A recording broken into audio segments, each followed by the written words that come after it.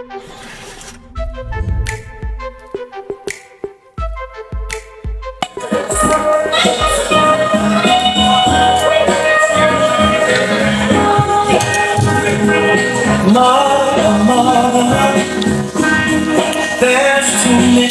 to the Two Sides of Truth podcast with Greg. I'm your host, and around here we do the humble and not the most, because nowadays people are doing way too much, and I mean way too much.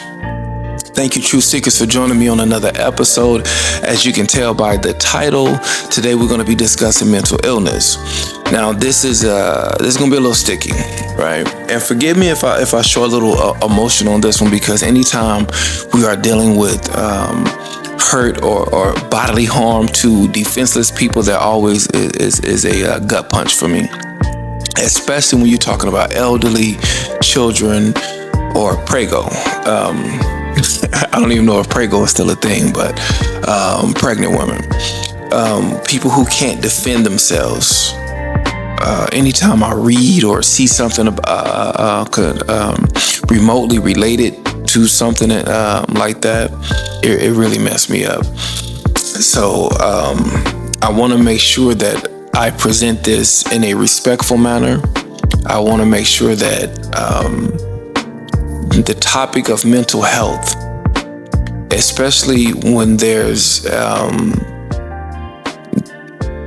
some sort of unaliving involved, you really have to be careful when you tread those waters. You don't want to be disrespectful in any way, shape, or form, right? So let's get right into it. If this is the Two Sides of Truth podcast, right? And when I started this journey that I'm on, I promised myself that I will be open, I will be honest, and I will be transparent. When it comes, as it relates, I should say, to mental illness, when it relates to mental illness, can I just be completely honest? I always thought that it was a built-in excuse for weak people. Wait, before y'all get mad, before y'all get upset, before you're like, what did he just say? What the? Just bear with me. Bear with me. I never believed in mental illness. I always thought that, I said, you know what? This is for flimsy, fragile people. It's a mental cave that they hide in to deviate from tough obligations.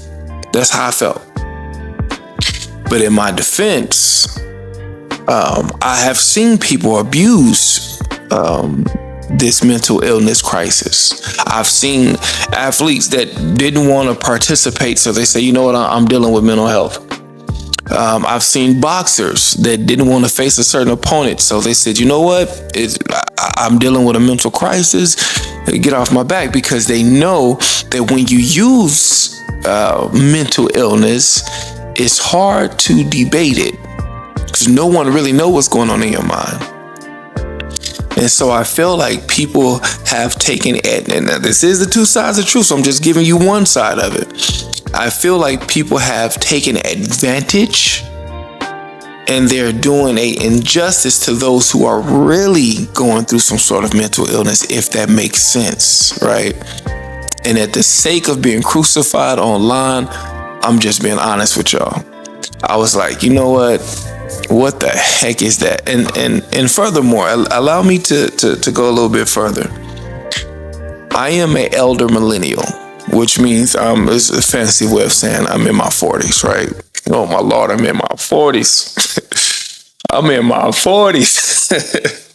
I can't believe I'm in my 40s. Thank God I'm in my 40s. A lot of people didn't get to see 40, so let me stop.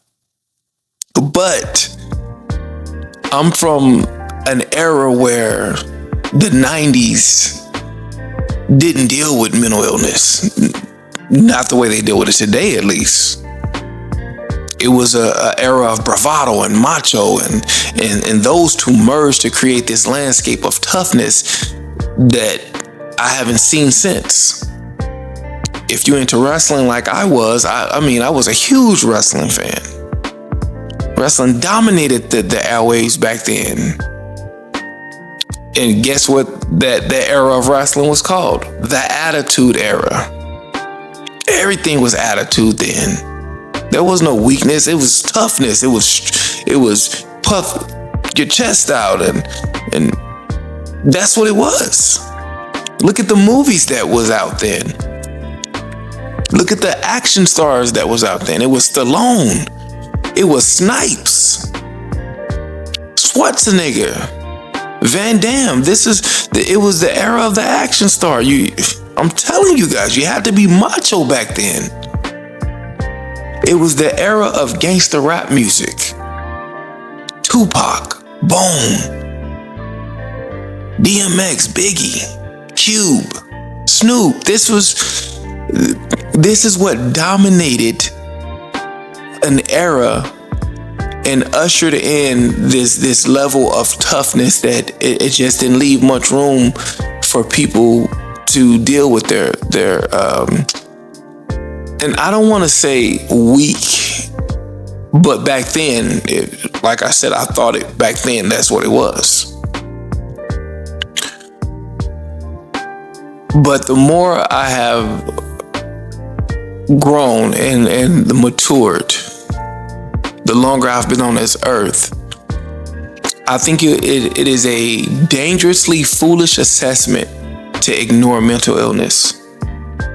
To say that it does not exist is like saying the air we breathe don't exist.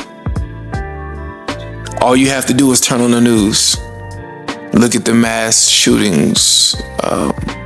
The suicide rate is at an all-time high. Depression and anxiety and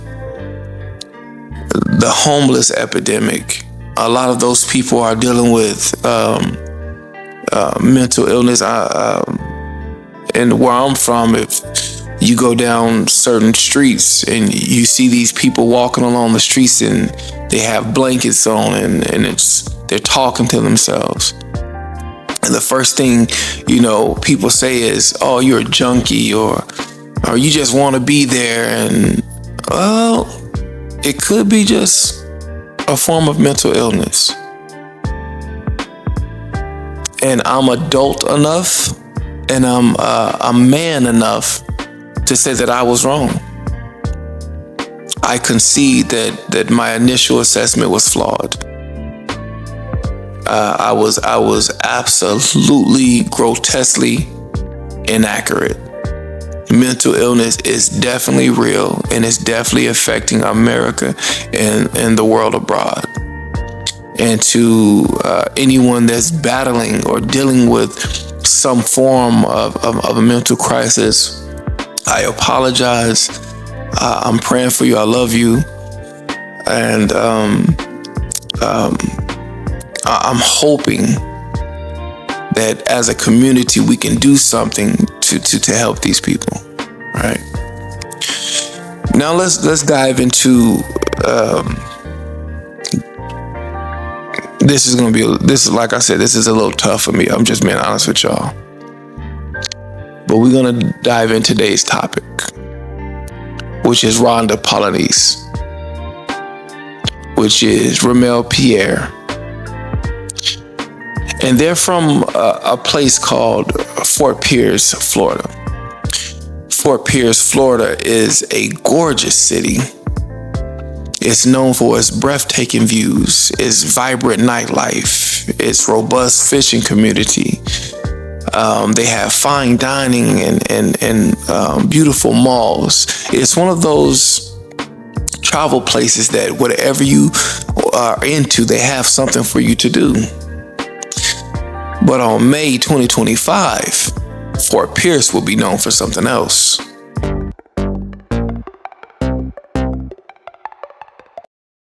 The St. Lucie County Sheriff's Office has arrested the mother, Rhonda Pollynise, for allegedly killing her 6-year-old son, Ramel Pierre. She went before a judge Saturday morning and is facing charges for second-degree murder, failing to report a death, and altering a body after it was deceased. She was given a 6-year-old child on May 14th is reported to have not been to school in a couple weeks. That 6-year-old child is Ramel Pierre. And per school policy, the Samuel Gaines Academy reached out to Child Protective Services and said, hey, we haven't seen this kid in a couple weeks now. We need to do a wellness check. You know? Same thing they do here and where I'm from. I think it's a national standard. Upon this check, this wellness check, you see an officer approaching Rhonda Pollynise. This is kind of where she enters into the fold, and she's nonchalantly standing across the street. She got her lip gloss on, and the officers mistakenly say, hey, do you have a 17-year-old son? She knows that she don't have a 17-year-old son, so she's like, nah, I don't. The officers say, well, do you have a son by the name of Ramel Pierre? She says, yes. The officers say, well, okay, well, the school said he hasn't been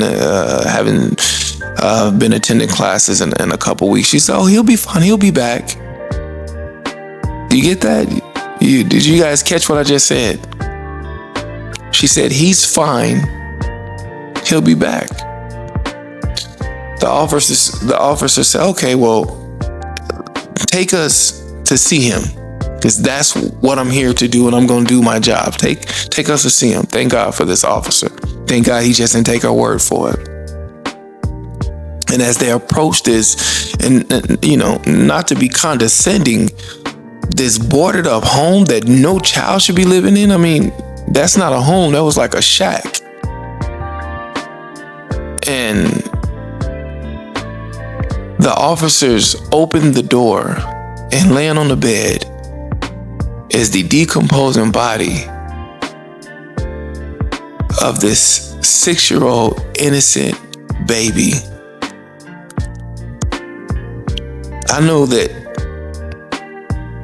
6 is not technically a baby, but they're babies.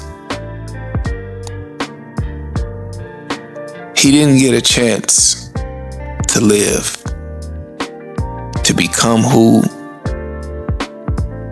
he could have become, to live up to his fullest potential that was snatched from him, that was stolen from him.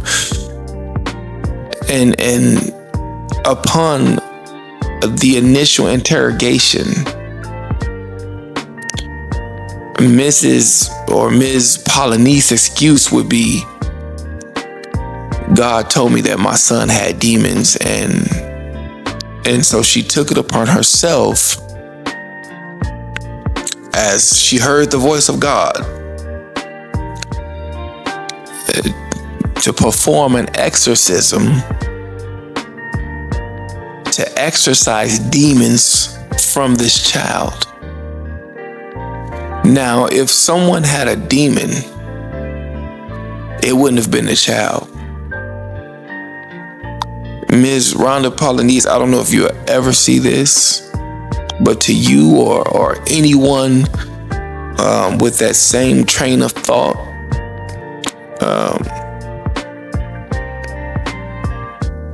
the demon wasn't in the child. You catch my drift? The child didn't have the demon. Now, in a spiritual sense, because I am a spiritual man, I do believe in the Word of God. I do believe that the Bible is the Word of God. I believe in the Father, the Son, the Holy Spirit, the whole thing. I do. So and this is where it gets a little sticky. So bear with me. You can say that perhaps there was some evil force, the enemy, the devil, a demon at work, at play, that fooled Ms. Pollynise into believing her child was demon possessed. But on the other side, right, I don't really want to use the term legalistic, but in a more natural sense, regardless of mental illness, regardless of demon possession, Rhonda, you are wrong. Period. I understand mental illness. I understand that, but you are wrong. And if you're one of those people that are saying, hey man, don't give her an out. Don't give her an escape goal so she can use mental illness as an excuse. That's not what I'm doing. I'm not trying to say, hey, she's dealing or battling some sort of mental crisis and that's why this happened and she should be free. I believe she should be locked up. But after you watch what I'm about to show you, I want you to come up with your own assessment and tell me if you think that this is the behavior of somebody with a proper functioning mind.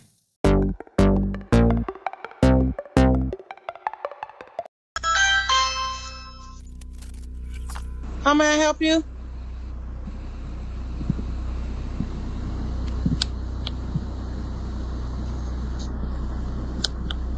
I can't hear you. Hi. Are you aware of me coming by today? No. Who are you? Oh. I'm Joy. Okay, and who are you looking for? Oh. Alright, I'm sorry. I probably got the wrong house. Yeah.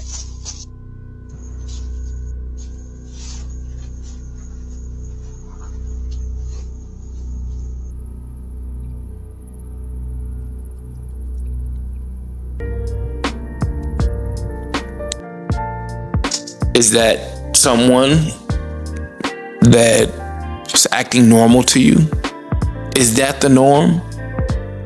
Do people randomly knock on your door in the middle of the night giving a false name under false pretense, and there's really no real reason for her to have been there?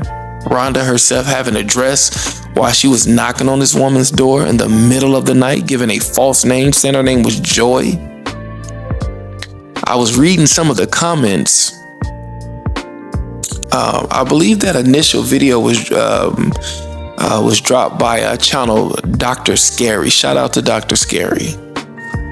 And the initial comments were saying things like, oh, well, we believe that she was looking to unalive someone that day, so that's why she was at that house. And after she had, did this to her son, she was looking at, we don't know. We don't know. It's all speculation. But here's the facts. The woman knocked on someone's door in the middle of the night, gave a false name, took a few steps back, and stared off into nothing. And if you paid attention to the video, you saw that little fast forward button. That woman has stood there for quite some time just staring into nothing.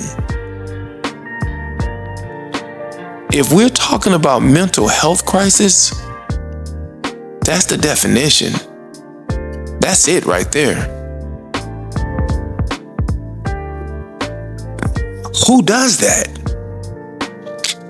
And there's another part of that video where she walks off, and I'm getting goosebumps. I'm literally getting chills right now because she just walks off into the dark, and she's standing across. It's seemingly in some sort of vacant lot, and she does it again. She just stands there,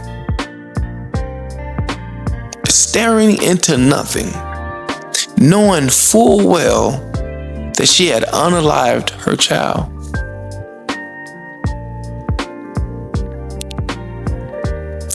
I'm not making excuses for Ms. Pollynise. Ms. Pollynise was wrong. Ms. Pollynise deserved to be handcuffed, taken into custody, which she is now, awaiting her trial, as you have seen. She deserves a fair trial, which all of us do. That's our right. But I believe she should be found guilty. The weird part about it is that this is an ongoing investigation, so they haven't released exactly how Ramel, was unalived, but it is suggested that it's possible suffocation. But again, this is an ongoing investigation, so those details are just speculation as for now.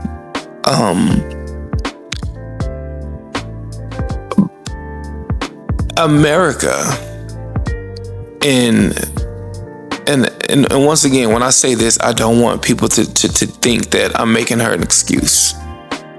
But this is the Two Sides of True podcast. So I just told you how I felt that she's guilty. I felt that she's wrong and she should be in prison. But on the flip side, right, in the 1960s and 70s, America went through a phase called deinstitutionalization. And what it essentially did was tear down the brick and mortar institutes, and they shifted more into a smaller community-based program for people dealing with mental crisis.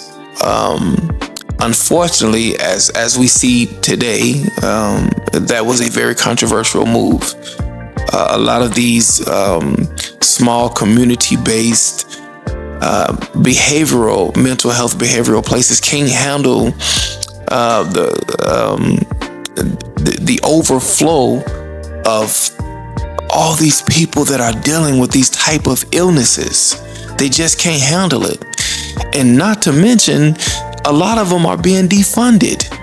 Even as we speak, the government is defunding a lot of these programs that were put in place to help people with mental crisis, right? A mental health crisis. During the 60s and 70s, when the mental institutes were torn down, a lot of these people, unfortunately, were homeless. A lot of these people faced mass incarceration. And just to think about that kind of turns my stomach. Sometimes you just can't help the way you were born. Some people were born with these illnesses. And our best recourse of action is to take away their assistance and lock them up. That just seemed inhumane to me. And I understand the argument and the viewpoint of some who will say, well, those mental institutes wasn't necessarily the best option either. And I get it, because there was some reports of abuse and assault, diverse kinds. You can kind of look it up to see. I don't really want to say, but there were abuse and assaults that took place in those type of institutes. I get it. But one thing that daycares have done that I was very pleased with, they implemented cameras in everywhere throughout the daycare, except of course the restrooms. So parents who want to drop off their child while they have to work can look on their camera at any time and make sure that their child is safe and there's no harm coming to them. And I was thinking, like, why can't we rebuild these institutes? And for those who say, well, people are going to be abused, well, let's implement cameras. Let's have a constant feed. And in case you're worried about your loved one being abused or assaulted, we can have constant camera footage, watch these people. And I think it's better for them to be in some sort of institute than in prison or homeless. And, another part of the deinstitutionalization was the shift towards modern medication. They wanted to medicate people. I'm one of those people that I am grateful for doctors. I'm grateful for the medical field. I am. I'm grateful for medicine. I do believe that it plays a role, right? I'm one of those fathers that was there during the birth of all of my 3 children. I was in the emergency. Is that emergency room? I don't know if you call that an emergency room when a woman gives birth. Correct me if I'm wrong. Labor room, I don't know. But I was there, right? And that epidural was a lifesaver for my wife. You know what I mean? The pain is still something that I'm not a woman, so I'm not even gonna try to imagine, but it was immense. And I'm so grateful for the epidural. So I'm not one of those people that are just against medicine, but I don't necessarily subscribe to over medicating people. Medication's not always the answer, right? And there's over 5 million people, and that's just being generous, that are dealing with some form of mental health crisis. Not everyone can afford this medicine. I mean, you guys know how expensive prescription medication is. And if you don't, look it up. Not everyone has a job. And if you are one of those people that's dealing with mental illness and it's extreme, how are you going to work in the first place? How are you going to afford this medication? There has to be, and I'm not saying that I have the answer. I'm just saying, as a community of people, as a nation, as God-fearing people, we need to figure out a way to have a better support system for people dealing with mental health. Because if we do not, this Miss Pollynise, who said her son was demon possessed, those type of things will continue to happen, because that is mental health. And she have an extreme case. No excuse, still wrong. But perhaps if we had something in place or an institute that these people can get help, then perhaps we can eliminate a lot of these type of things from happening, or at least minimize. I think that would be a better term. We can minimize these type of things from happening. And possibly 6-year-old Ramel Pierre and could have had a chance at life. This is not the 90s. This is not the era of bravado and macho and toughness. Let's cast that to the side. We can't stick our head in the sand and pretend that mental health, isn't affecting this nation. And if you're being honest, it's probably in your family, a loved one, a coworker, a friend. You don't want to help them. Where's your compassion? Where's your love? And I'm gonna say this in closing. For those who want to use this as an occasion to throw rocks at Christianity, or say, because like if you look at these Hollywood type of movies, there's always some psychotic Christian in the movie, right? There's always some person who's saying that they're God-fearing, they're the most craziest person in the movie. God did not tell Miss Pollynise to unalive her child. He did not tell her that the child had a demon. I know that for 100% surety, because God is a God of compassion. God is a God of love. The Bible says that his mercy is renewed every day. God is not the type of God that would say anything like that. That woman is dealing with a level of mental illness that a lot of us don't understand. These people need help. Once again, I'm not an expert on this matter. This is just my assessment and my opinion. All I know is that we need to do something to help. We have reached the point in our episode where we do our toast. And today I am going to toast. If you guys have watched the episode podcast, and at the end of every blah blah blah blah blah blah blah, what is wrong with me? At the end of every episode, I do a toast to something that I want added or taken away. And I'm gonna ask that God help me. I'm gonna choose addition, right? And what I want to be added to my life is more understanding.